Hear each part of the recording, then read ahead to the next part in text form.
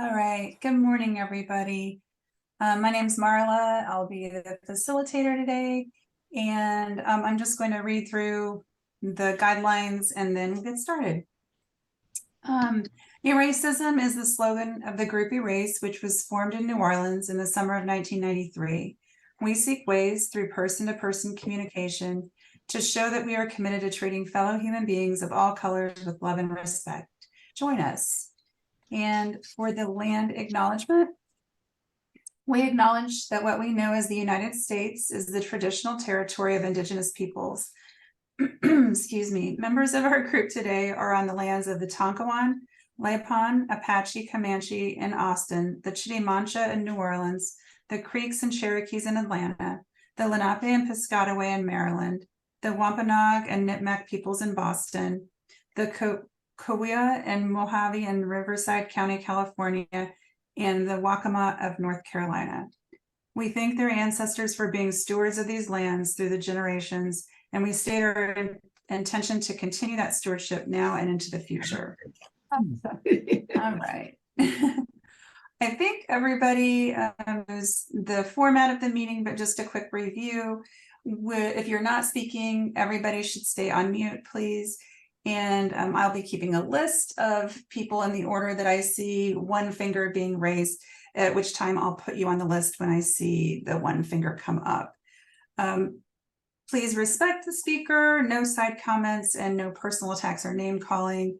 And if you have a clarifying question, you can raise two fingers, at which time when the speaker is done talking, you'll be able to ask the question. It would be an I didn't understand what you meant by, can you clarify, etc. The questions are not to further the opinions of the asker, and they don't require a long monologue or anything like that. So only two people will be allowed to ask a clarifying question per speaker. All right, I am going to ask everybody to go around and introduce themselves, and I'll just call you out as I see you in the on the screen. The first person I see on my screen, Phyllis. Morning, everybody. I'm Phyllis. I'm in New Orleans. I've been coming to Erace since 2008. Glad to be here. Great. Louise. Hi, I'm Louise. Been coming to Erace meetings for over 2 decades, first in New Orleans and now in Austin. Thank you. Stanton. Good morning, Stanton in Austin. I've been coming for about 1.5 years. Harva. Good morning. My name is Marva, and I've been coming to Erace post Katrina, and I live in the New Orleans area. Thank you. Jean. Takes me a while. I'm Jean Walker from Silver Spring, Maryland, and I think I've been coming about 1.5 years too. It's hard for me always to remember, but it's always great fun to be with you all. Thank you. Thank you. Nancy. Hi, I'm Nancy Moore. I've been coming to Erace since June of 2007, and I am located in the New Orleans area. Thank you. Rebecca. Good morning. I'm Rebecca, or Becky. A lot of people call me Becky. And I live outside of Boston. I moved to a place called Dedham. And I've been coming, I think, for 3 years, but not so much in this last spring because we were selling our house and moving. So I was just too busy. Glad to have you back. Glenn. Thank you.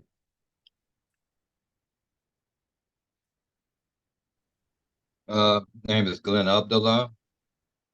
I've been coming to Erace since 1994. Glad to be here this morning. Great. Teresa. Hi, I'm Teresa from Fayetteville, North Carolina. I've been coming for 1 year. Thank you. All right. I will see, let me see if y'all can hear this timer before we go any further.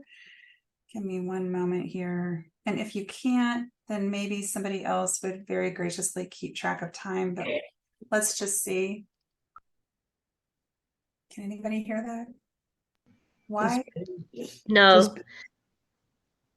No, do you want me to do time? Can you hear that? I don't know. I heard one little peep, but that's not going to stop me from talking if that's as Yeah. soft as it is, think- honestly. I think the problem is that I have a big screen and then I have a laptop that's closed off to the side, and I think the main speaker is in the laptop. So I'll do the time for you if you want. thank you. I appreciate it. I really do. Let me go get it. Yep, take your time. Yeah, it's really odd. I'm not sure what the deal is, but anyway. While Louise is getting the timer, I can just tell you briefly why I selected the article that I selected. It is featuring Monique Melton, who is an anti-racist educator, but most importantly, as she notes in the article, she is a whole human being first and foremost. I've had the pleasure of working with Monique in her community, the Shine Brighter community, online, and I've taken several classes from her, as well as overall just participation in the community that she created. And the community is really wonderful. You get to speak with people all around the world, and we provide each other all types of support, not just in the anti-racist space, but just in the life space, which has really been wonderful to talk to other folks who have similar thoughts and ideas about, humanity and where we hope the world can one day be, which is ultimately liberation for all people. Anyhow, that's the crux of it, and I'm really excited for y'all to hear what you all have to say. So without further ado, I will start with opening the list and put folks down. Anybody want to go first? Not all at once. Okay, Louise. Anybody else? Louise, you can go ahead. Oh, Teresa. I was very organized and wrote down some notes, which sometimes I don't get to do, but something that I liked that she put was white apathy. I thought that was a good explanation of how people have got a little taste, how white people have got a little taste of what anti-racism could be, but they didn't stay with it for long enough. It's kind of like a fad almost. I thought that was interesting. What else have I got here? Oh, where a world would be Black women could say, I need help, and there would actually be help available and it not be weaponized against them. I thought that was also really cool. Now, the redistribution of money, I thought was rather odd because she was like, if you earn 1,000 a week, yeah, I wish, I don't. And then you keep 200 and give away 800. I didn't really understand. I went back and reread it to see if I was missing something, but I don't know about that. And then oh, and she didn't explain very well why she didn't like the word ally. So I was also interested if anyone else can explain that as to more deeper as to why she doesn't like the word ally. I always thought that was quite a good word, but that were my thoughts on the subject of this so far. Thank you. Teresa? Oh, I think you're on mute still. I turned my camera on and started talking. Sorry. Those two things are different buttons.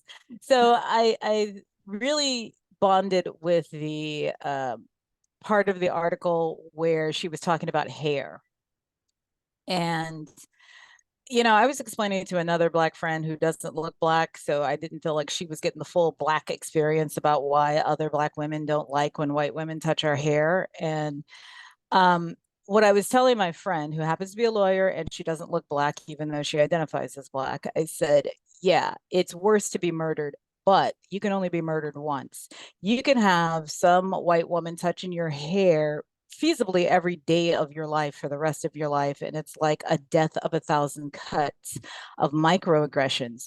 And you don't think that that would kill you, but that constant having to suppress your anger, and if you're like me, internalize it, I don't think that does anything good for my blood pressure, for example, in just the effects over time. So when you get microaggressions like that, and one thing I thought she should have put or could have added to the whole hair thing in that picture of, oh, I like your hair better than this and that and the other. And I absolutely detest when a white woman touches my hair and then I cuss her out because that's my right. If it's her right to touch my hair without my permission, then that's me. That's opening the door for her to be cussed out. And then say, oh, well, you can touch my hair. And part of my cussing out rant is you giving me consent to touch your hair is not reciprocity. It is not the same as you taking the liberty without asking me. My hair is part of my body.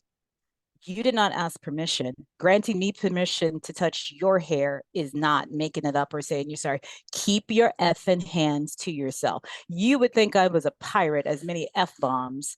And yes, I have a big vocabulary, but boy, the F word just makes a center stage. And yes, I have had to do this more than once. So I don't hear the timer, but I'm sure I'm pushing up on 2 minutes. So did you not set the time, Louise? You know what?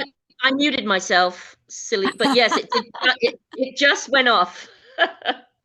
It just went off. I'll stay unmuted. Timing. Okay. Let's see. Next, we've got Jean, then Phyllis. Anybody else? So, but speaking of hair, it just reminds me of decades ago when I was in my 20s. I'm in the hair salon and I'm getting a curly perm. And the woman next to me, who is Black, is getting her hair straightened.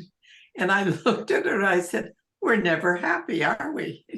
So, but the other thing is that Monique, a friend of mine who used to always straighten her hair, she comes into the office one day, one of my jobs, and she had let her hair go natural. And the grief that she got because of doing that, it was just incredible.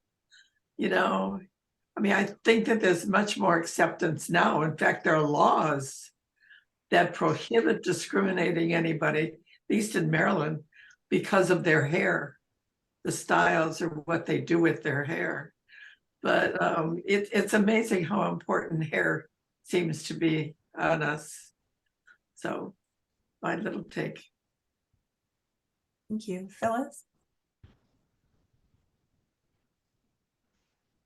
I was looking for the part where she talks about why she doesn't like ally, and she said, for one, it's a self-imposed title based on what?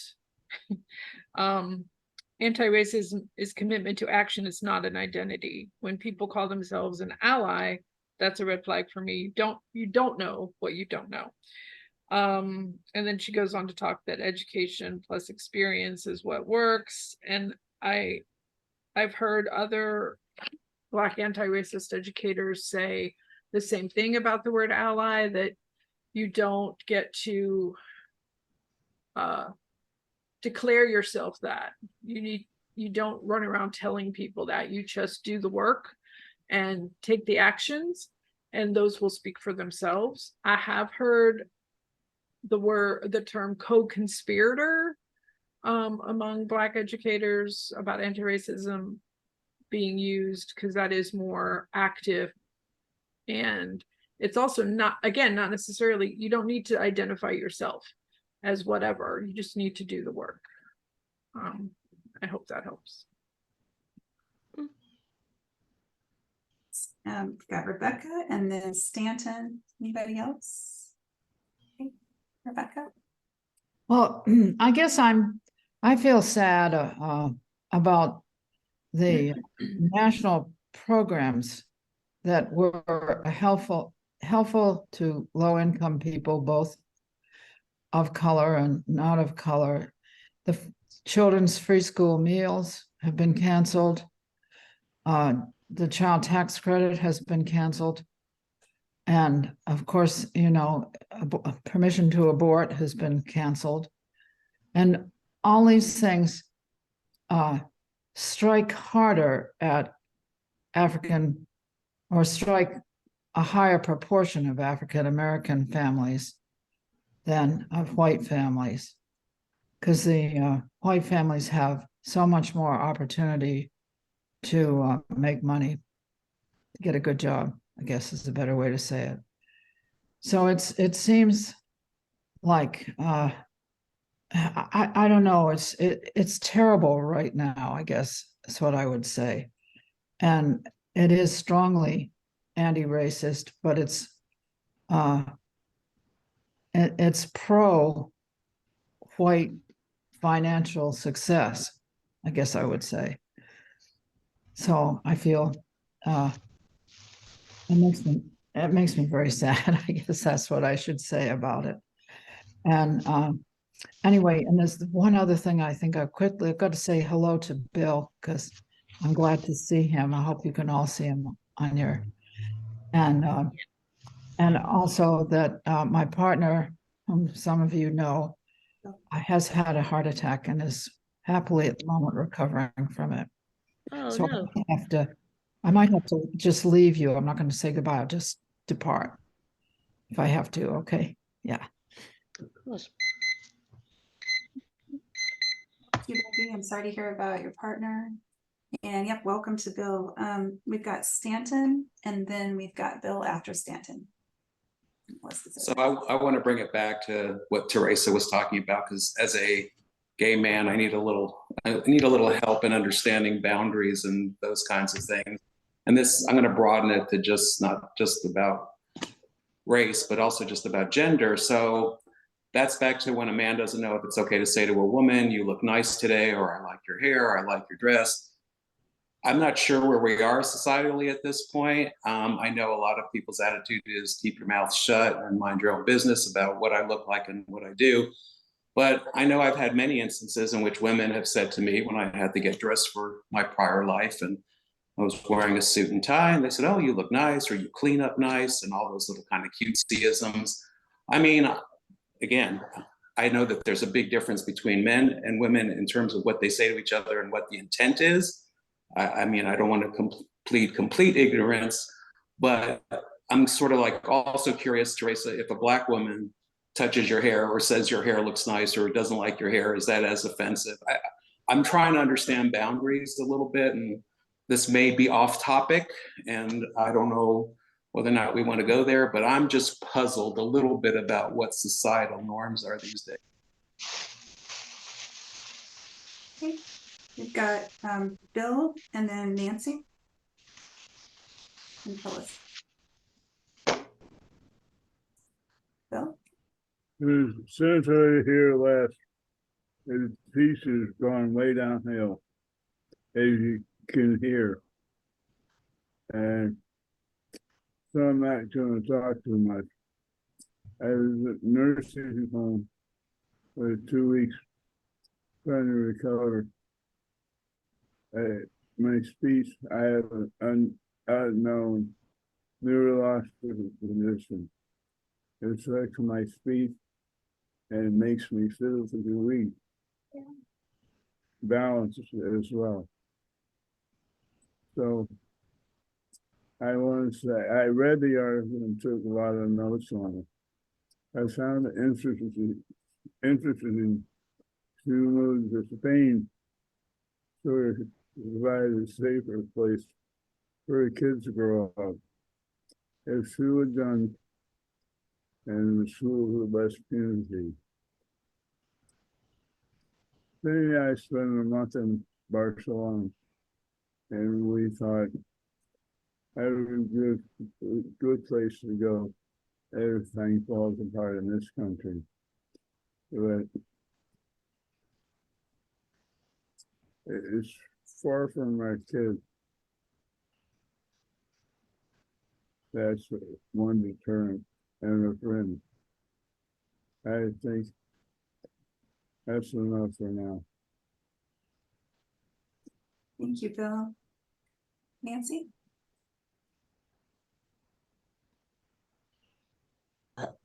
want to go back to the touching of the hair. I've never had anybody, just come up to me and touch my hair. And as a matter of fact, touching any part of me without my consent will be seen as an act of war. But I wanted to go back to when my son was little and we lived in Maine. We were stationed in Maine, and that's like the land of no Black people. And he was like 2 years old, and people would come up to him and say, "Hey, little fella," and they would touch his hair, or rub his head. They would rub his head and say, "Hey, little fella, how you doing today?" Blah, blah, blah. Buy him some candy or give him $1 or something like that. I admit he made out like a bandit, but the thing was, it was a way to touch his hair. I mean, I could clearly see that's what they were doing. Okay, they were touching his hair. They wanted to see what it felt like and whatnot. And so in a way, what kind of microaggression is that? Or invasion of privacy or your personal space, or you can get away with doing it to a kid, but you certainly can't do that to an adult, Yeah, I mean, I smiled my way through it, but I could clearly see, what was going on there. The other thing I wanted to say when you talk about, you look nice today, all right? If a woman compliments you and says, "Oh, you look nice today," it's a compliment. That's it, okay? There's no part two behind it. If a man says, "Oh, you look nice today," depending on who it is there a part two to this? Okay, I hear it. Okay.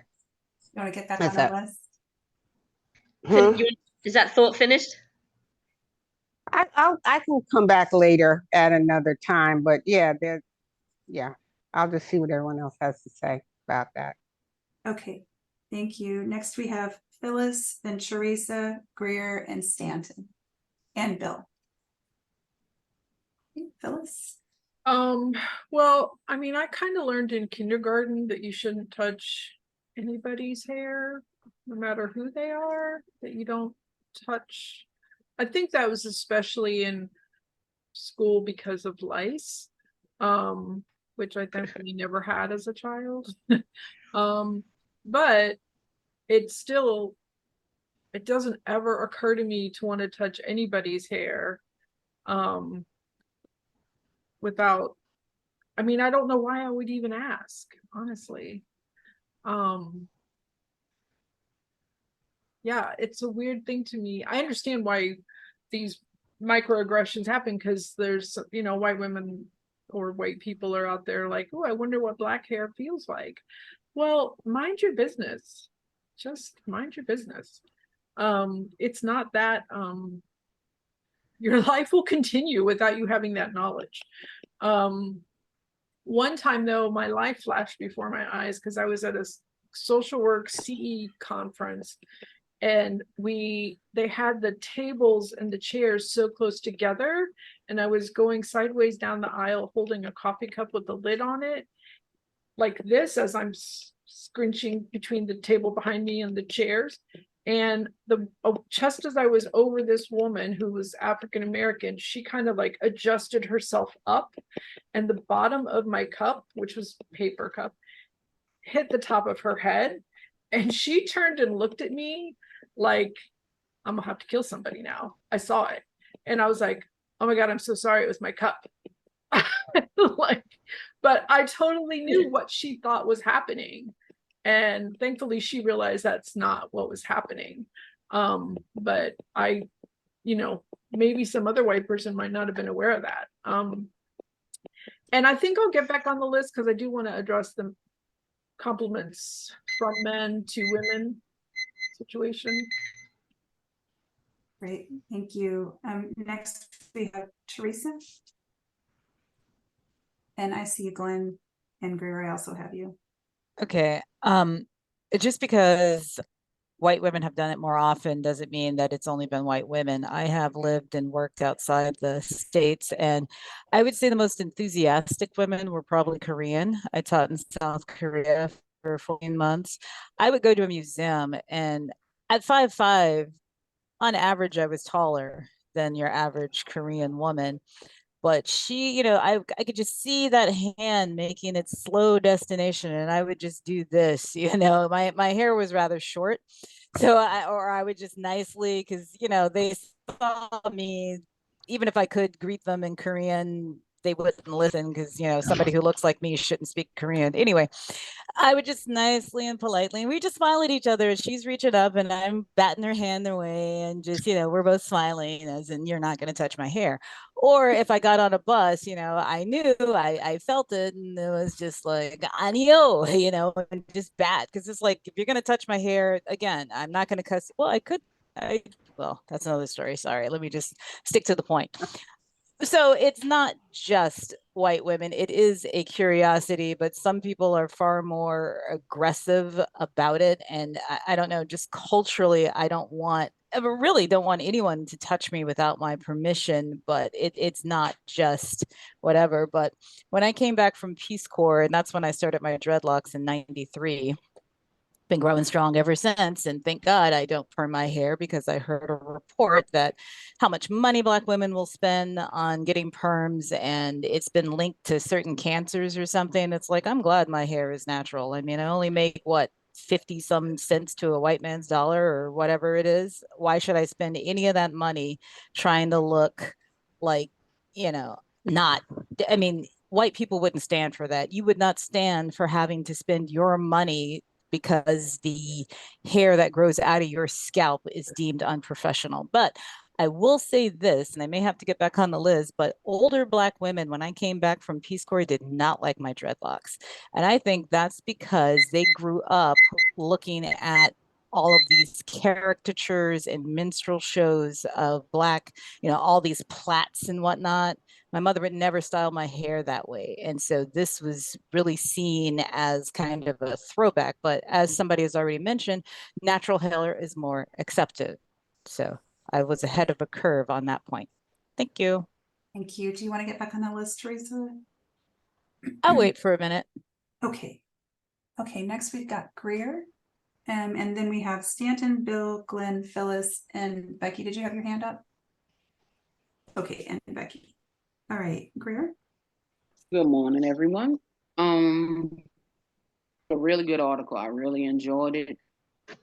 But I was reading something online where it was on a part of a vlog, and I like reading comments on certain things. And so I was reading a comment, and someone said to the person who posted the issue was, well, I like supporting your page because I felt allyship with you, but now I have to rethink that.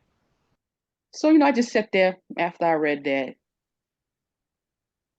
And I was like, then obviously that person was never an ally. And I really don't think we have allies, to be honest with you. Because if we had true allyship, we wouldn't still be fighting the same thing that we've been fighting since day one. If America was America. Because allyship with others is based on I know better than you. And if you feel you know better than what it's like to be a Black person in America and what it feels to have to go through things being a Black person in America, then really that's a problem.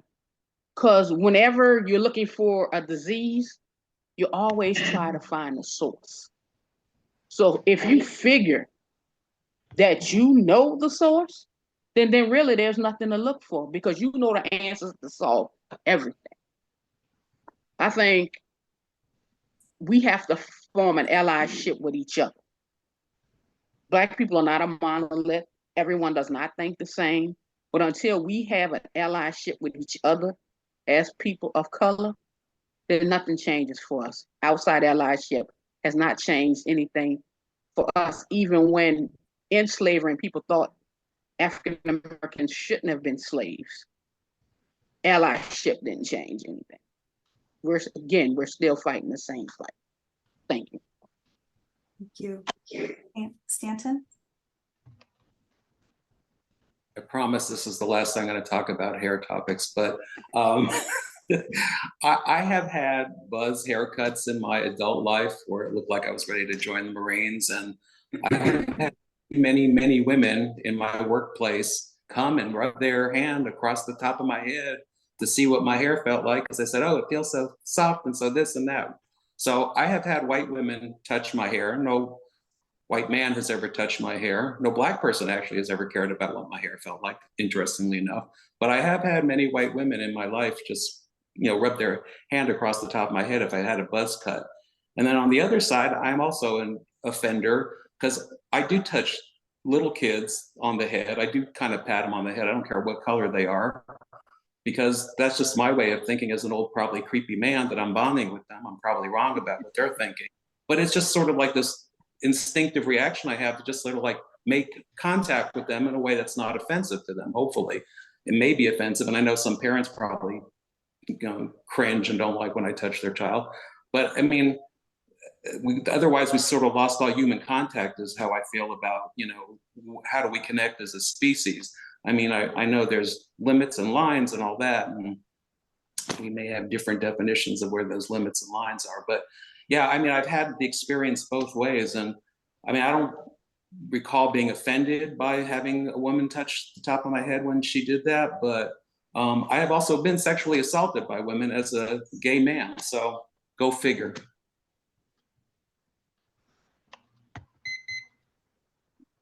Next we've got Bill, then I have Glenn, Phyllis, Becky, Louise. Phil? I wanted to say, as soon as you try and get in, Oh, hey, Cindy. Computer's not working.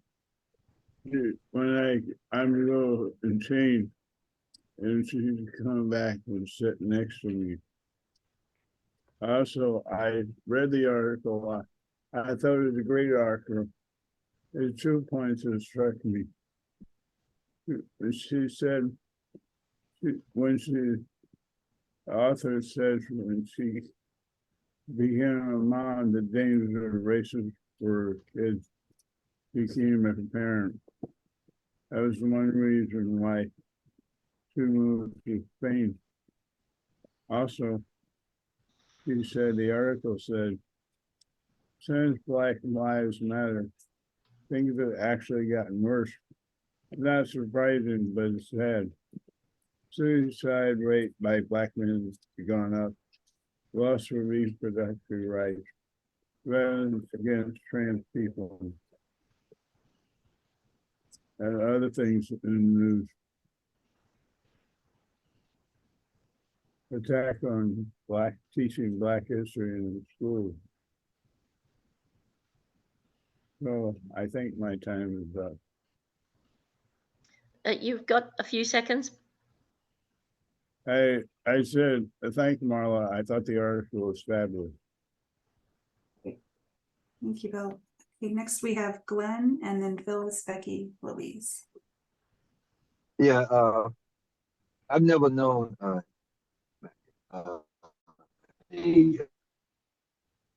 they got the best of a wife where they touch a black man's hair. I never witnessed that. But hair is not the only thing that white people is curious about. They also curious about Black people's sexuality. That's it.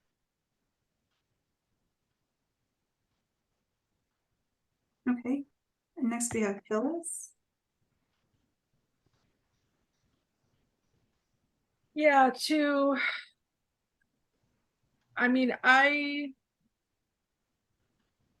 trying to think. So there's a way that a man can give you a compliment. Like they can tell you, oh, you look nice today, and they can only look at your face. Or they can tell you look nice today, and they can move their eyes up and down your body. And then that's the creepy part.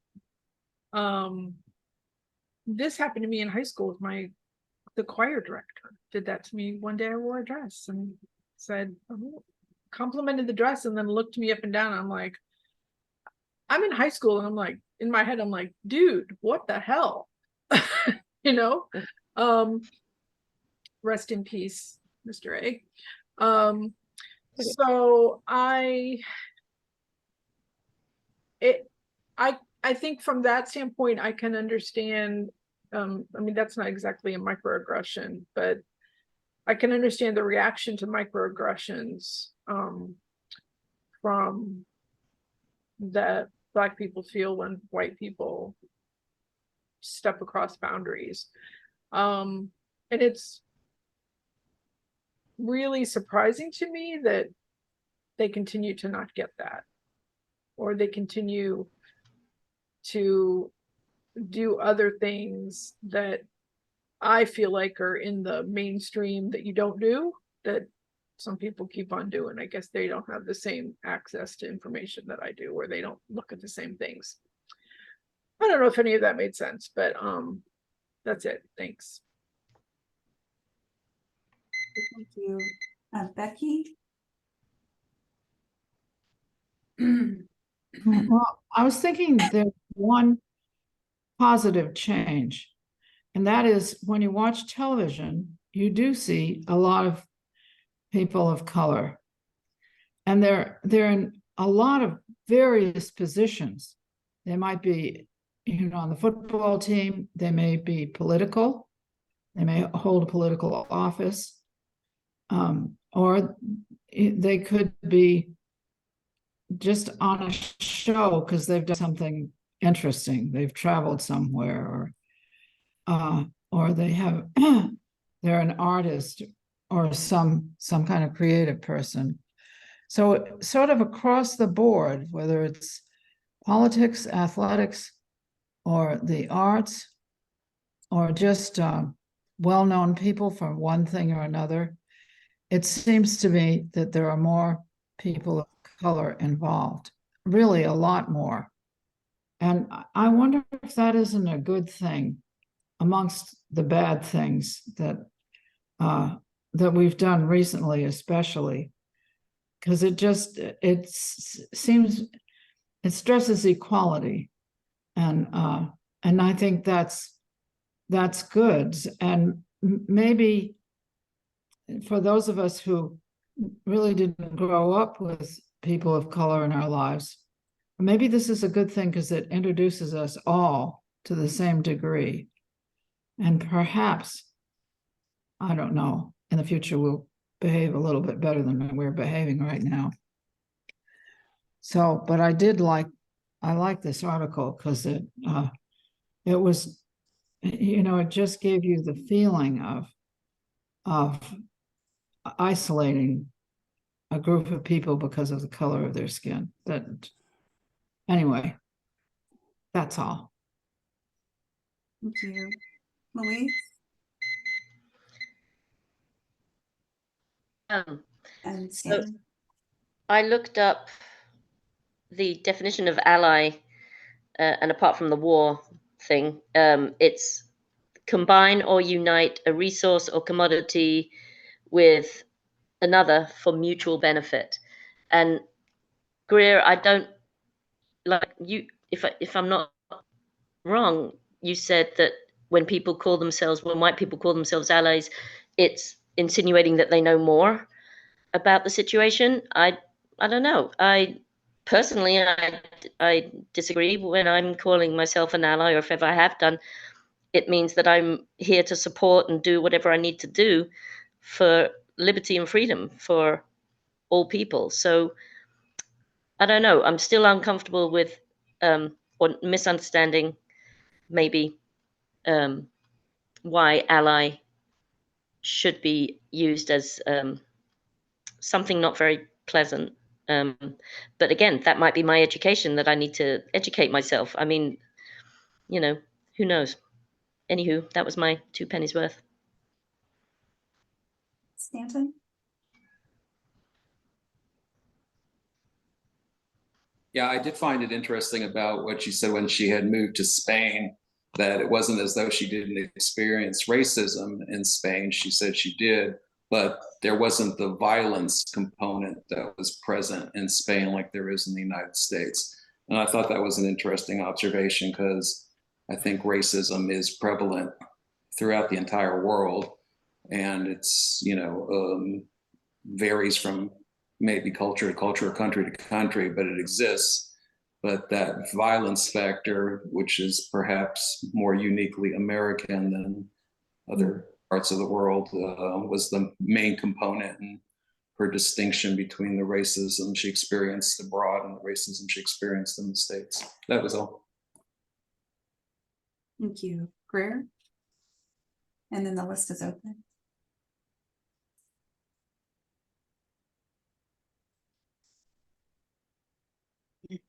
When I said I really don't think we have any allies, I'm saying this based on the fact that we're still going what we're going through as people in this country. And a lot of people who are supposedly allies don't feel they have to do the work with that. And when you're allied with someone, then they feel they can control you. I'm gonna give you an example. The NAACP gets money from all these different companies to supposedly fight things that affect the Black community. But the minute something goes on that company does not want their money spent on, then guess what? That money stops. Ooh. A lot of people use allyship as a word. Not African Americans, the people who call themselves allies, use allyship as a word, and they do nothing with it. Just because you call yourself something, that doesn't mean you are that. And I honestly think the word is overused. Now, if you honestly feel you're an ally, I don't have a problem with that. But generally speaking, most of the people who use it don't even know what goes along with it. Right. It's more of having to do with you interacting with your community than even interacting with ours. Even Malcolm X said it. He missed a moment when a young white woman came up to him and said, what can I do to help your people? He should have told her, you go to your people and tell them what they're doing wrong. Right. We already know what we're going through.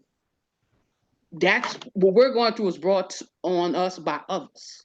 That's it. Thank you. And the list is open. If anybody else would like to go? Or we can start wrapping up if there's nothing else. Actually, I was buying something for my father on Amazon. Sorry. Okay. I'll go. I can understand the I can understand completely why she wanted to go to Spain.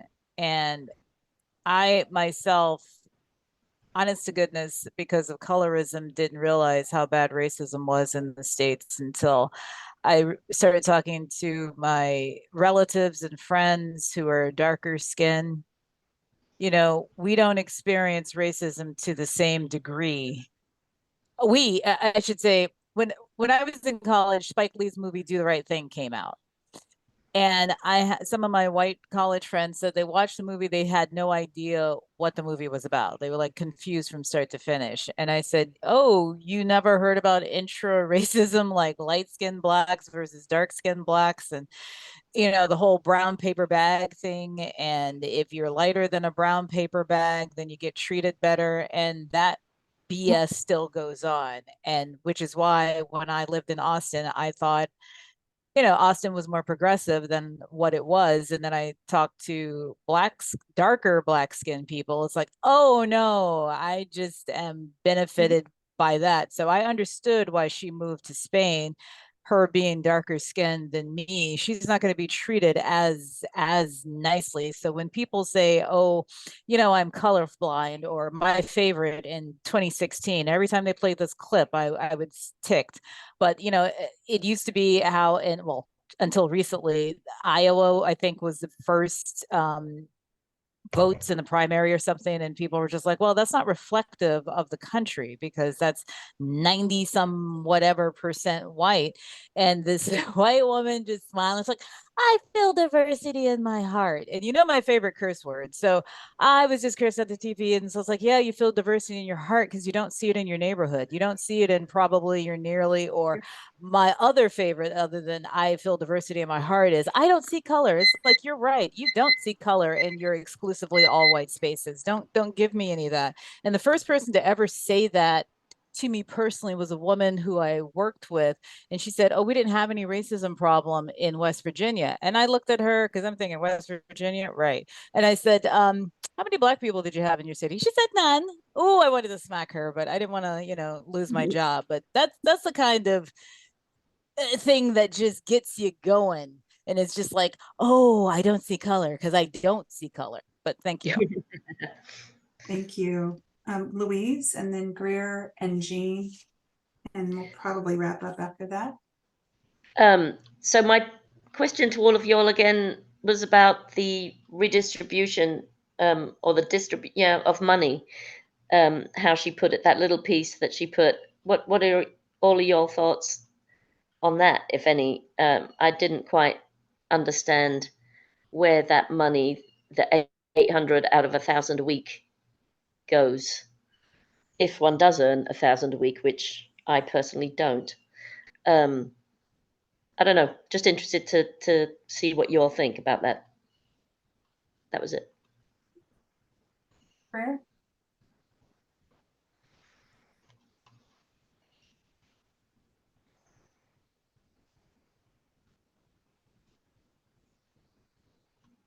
Greer? Oh, sorry. That's okay. It froze up. It I froze up. wasn't sure if you were on mute or not, and so I'm like, I'm gonna give No, Greer a it moment. wouldn't work. Okay, well, I understand why she moved to Spain, because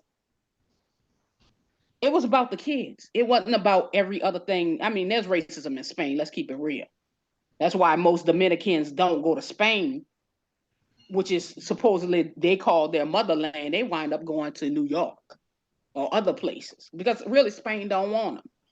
I followed this blogger on YouTube. She's a American who went over to, she's an African American who went over to Spain to teach English. She's a teacher.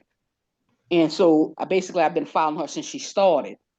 And in Spain, dark-skinned Black women are approached as prostitutes. They walk up on them. And a lot of times, and she didn't understand that when she first got there. So, I mean, her kids will probably have a better life than this, but I mean, there's a trade-off for everything. As people of the diaspora, I mean, technically, you just trading off one place for another. And I can see why she did it. That's it. Thank you. Thank you. Jean, and then we'll do the wrap up. Yeah, that was I was on the same issue. It was her sons going to Spain, so that if they acted out in class or something, the police weren't called, which can happen here. Frequently does happen. If you've got a young Black boy, particularly, and he's having a bad day, and the next thing you know, the police are on the scene at that. And this doesn't make any sense. And, it's true. Once you become the mother of a Black child, the racism in this country hits you a whole lot more. So, and is more real to everybody. Anyway. Okay. Glenn, and then we'll do after that. Go ahead. All this redistribution, giving it your wealth, yeah, your wealth is much, it's another communist, the way the communists think, and I just leave it at that. It's nuts. That's my comment. Okay. Okay, one more comment, Phyllis. And then Stanton, and then I promise it's the wrap up. Phyllis, go ahead. Thanks. Yeah, I think that if we're going to have a redistribution of wealth, it should start with the billionaires, not with people who have $1,000 a week. That's where it should start. And I'm not opposed to it because I think they're hoarding money that they will never be able to spend, and that none of the rest of us will ever be able to make that money in our lives. And they also use it on stupid, you know what, that doesn't benefit humanity.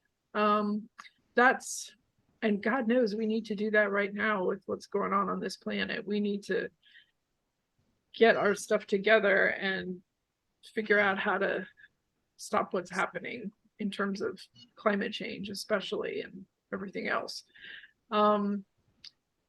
So yeah, also the early Christians shared their wealth around each other. No, I do not want to go to Mars. I might want to go to Korea because I'm deep into K-dramas, Teresa. I'm deep into them. Yeah, I think that we need to have a different. Capitalism is killing us. That's what I would say. Capitalism is absolutely killing us. And because we've been taught to think it's the best way and the most superior way, we have a hard time looking beyond that and believe propaganda about how other things happened in the past. Yeah, so thanks. Thank you. Okay, Stanton. Yeah, theoretically, we already have a redistribution of wealth system in the country, and it's the graduated income tax. The only problem is that it's not being enforced, and people who should be paying taxes are not paying taxes, and people who should maybe pay a little less in taxes are paying more than their fair share. So that's, to me, the biggest problem, non-enforcement of the tax codes. Just wanted to point out, I looked it up because I wanted to make sure I was right about dates. So Teresa was talking about Do the Right Thing, and there was a show on main TV back in the day before cable and all that. It was just on one of the network stations called Frank's Place, and it was starring Tim Reed. I don't know if anybody ever saw that show. It was a brilliant little insight into the whole shades of black discussion and the brown paper bag test. And it really sort of, that was my first exposure to that kind of topic within the black community of what, you know, colorism is and how people judge each other based on that. And then just another little thing, if anybody has access to HBO, I just watched this show. I don't even know how old it is, but it was really well done. It was called We Own the City, and it was about corruption in the Baltimore Police Department. It was the same people who did The Wire, if anybody ever watched any of that. It was really well done and was based on actual goings on in the Baltimore Police Department, really around the issue of what happened to Freddie Gray and the whole police department's malfeasance. So that was my wrap up as well. So you can pass me up in the wrap up. Okay. All right, moving on to the wrap up. I think everybody spoke except for Marva. And Marva, would you like 2 minutes? You may go ahead. And Cindy, if you wanted to. And Cindy, yes, thank you. And I enjoyed everyone's information input. It was very informative. I enjoyed the facts that was shared. Thanks. Thank you. Cindy, would you like 2 minutes?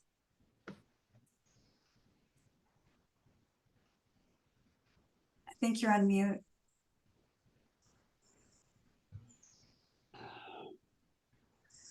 I think you're on mute, Cindy. Cindy. You're still on Still mute. on mute. Yeah.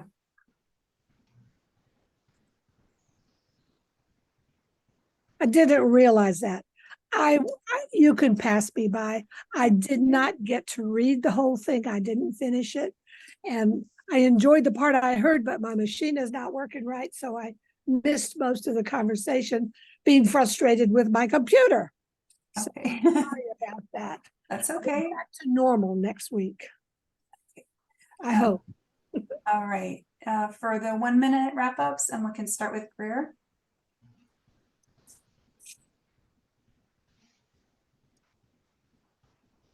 You can move closer. Not our turn, it's Chris' turn. Greer, did you have a 1 minute wrap up? Yeah, I really enjoyed this article. After I read what I read on that vlog, you know, about allyship, it really left a bad taste in my mouth. And I really started thinking about what it really means to be that. If you're doing the work, fine, but everybody, it's like allyship is the new fad term. Like woke, they want to turn people are waking up, but people want to turn that term into a bad thing. I think that's the same thing that's happening in allyship, because a lot of people are claiming the title but aren't doing the work. Jeez. Thank you. Bill, did you have a 1 minute wrap up? It's talking to me. Yes, if you wanted to do 1 minute.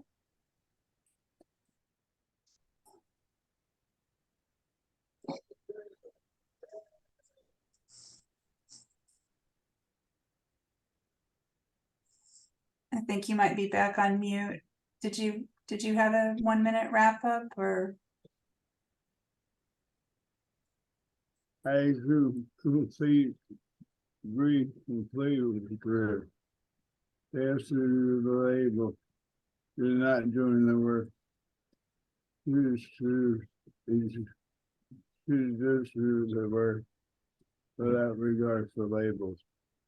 And we got without regard for the person who's ordered. It's great to be back with the group. I'm sure the stress of Becky's arm had a heart attack.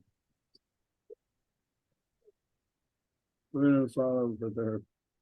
Spend a week with her in Arnold in June.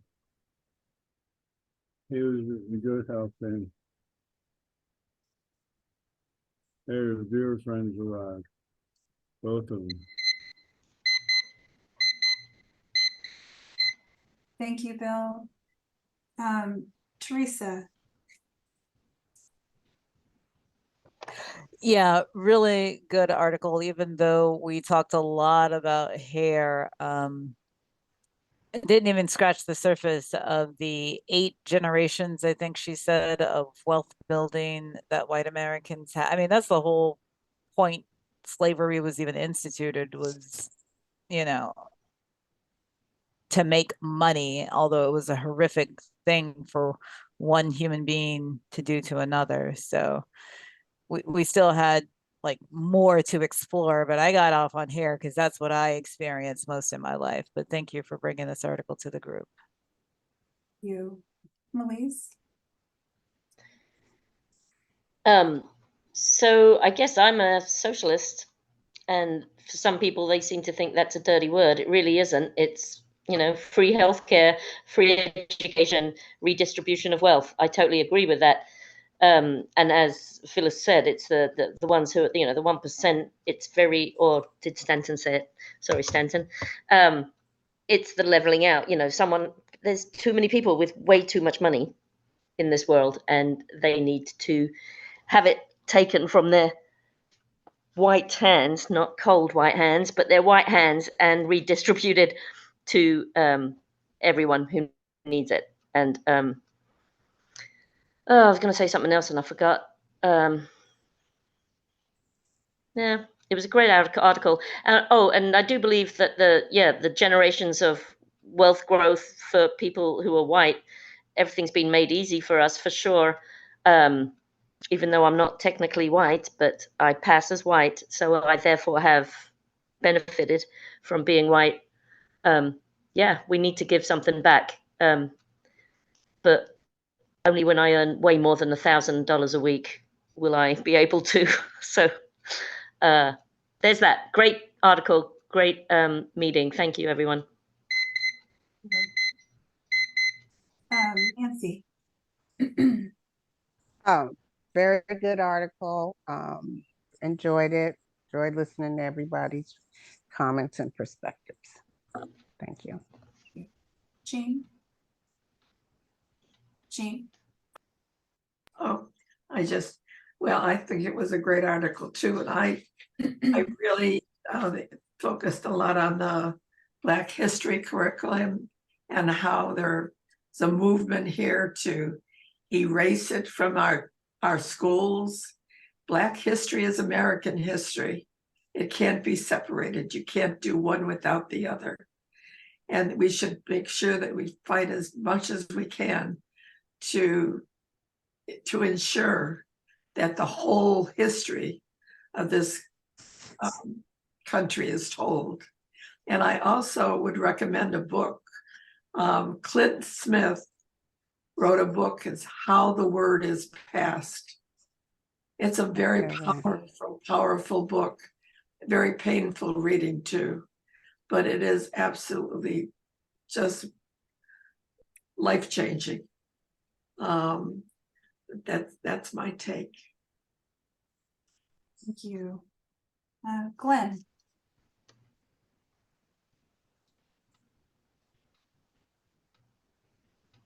Oh yeah, I'm pro-America. No communism. No real redistribution of wealth. None of that crazy stuff. You get what you strive for. That's my opinion. Yeah, I know you want to open your mouth, but you can't.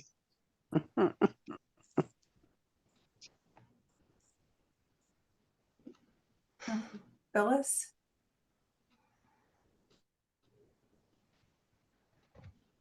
Well, the education that the colonizers put in place did its job on some people. That's what I'll say. And a good article. I've been following her on Facebook, or sorry, Instagram, but I think that the algorithm is not pushing her stuff to me, so I'll have to go look. And I did look at her website with the Shine Bright, and there's definitely some interesting courses on there. So thanks for this conversation and this article, and good to see Bill back and Cindy. Thanks, Marla. Thank you. Stanton, just want to give you a chance for 1 minute if you'd like it. Yeah, I just actually want to thank you for your hosting this, Marlo, or being the moderator, whatever your title is. You did a nice job. Thanks. Oh, thank you. All right. Well, I just have a couple of things I wanted to mention about what folks said and what I read, and just also in following Monique for quite a while. First, on the mutual aid, I don't know if I missed the part about $1,000 a week, but what I read is that she's talking specifically about mutual aid, in that well, let me preface by saying I've gotten pretty involved in mutual aid on Instagram through a couple of folks in community. And there's specific vetting of people who have needs. And when we're talking about needs, these are the very bare bones basic things. Like, I live on the North Shore and I can't pay my electric bill, and it's almost $1,000 a month, and it's 102 degrees here. And I have POTS, and if I don't have air conditioning, this is very detrimental to my health. And then we have the subsequent sequela, all the sequela after that of not being able to pay the electric bill means a hospitalization, means needing to get medication that is unaffordable, etc. So even if I would just encourage folks, even if you don't make a lot of money, like I don't either, but if you sacrifice something that maybe is not so much a need, a specific thing for you, and put that directly in the hands of somebody who really needs it, even if it's $5, that collective $5 from various people that you find who can give $5, becomes 50, becomes 100, becomes more. And it's really awesome when people's needs are met. And I truly believe, you know, through community, this is the only way that we can continue, right? It's the only way we're going to survive is through community. And we can't survive and thrive if folks don't even have basic needs met. And this is just another way that folks' basic needs can be met. And I think that's what Monique was talking about, you know, with a family needing $500 and then that person, the other person coordinates the aid. So-and-so gives 20, so-and-so gives 100. And then it goes directly into the hands of the people who need it. Not a philanthropy, not a charity, the actual person. And white folks in particular have a very hard time with that. We clutch our resources like nobody's business. And you know, we're not willing to give it up. But I would say, even if we're not willing to give it up, we can at least share the needs of other people. And the mutual aid community is also about that. The word ally, I really agree with Greer. I think the word ally is it's more for white people's sake than it is for anything else. It's not an action word. It doesn't designate anything except give white people a title, which a lot of us feel like we really need, because we need to know that we're the center of things and that we're doing good and all of that. And that's one way that we get those good strokes, I believe. And I think the word ally goes along with what Monique talks about regarding the pseudo-white awakening of 2020. And nobody brought that up in the conversation, which is fine, but I think it's pretty fascinating that she mentions, I mean, it's horrible that she mentions she had however many thousands of followers on Instagram, and then within a week she went into 6 figures for followers, and has subsequently seen those people drop off, that white apathy, and just again the stagnation. One thing that she said online with me one time, I mean, and I certainly appreciate her calls out, but I had said something about, how do I know, you know, how do we ever know if it's enough what we're doing? And she stopped me and she said, you don't use that word enough, because enough is not a measure that you want to use in doing this type of work. Because no matter what you do, it's never going to be enough to make up for, to compensate for all of the wrongs, you know, from folks being enslaved, everything else, all the way through history. Whatever I do, it's never going to be enough. So I'm always going to remember that, you know, don't use enough as your metric. It's not it. The other thing that I wanted to speak to is, yes, I agree. It's just very weird to ask somebody about their hair or to touch it, or, you know, I would never ask to touch somebody's hair, white, black. Just the thought of being like, Phyllis, can I touch your hair? I mean, it would just be very weird. And like, that's, you know, even if you're a very good friend, to me, is just, that's not it. So I won't. I agree with the comments about issuing a compliment to somebody, and the way a man delivers a compliment to a woman, that matters. I try to make it just a rule in general, as much as possible, not to comment on bodies or appearances. I try hard to find other things to comment or compliment on, but we are certainly all about appearances in our society, so that is hard to move away from. And then I think that is essentially it. I would encourage folks to look Monique up on Instagram and see how you know, she continues the conversation about living in Spain, which has really been interesting to hear about her experiences there. And oh, that's nice. Thanks in the chat, Louise. I appreciate that. Thanks, Phyllis. Anyway, that's it. Thank you, everybody. It was great. I appreciate everybody's input, and I enjoyed this today. So I guess we can turn off for announcements.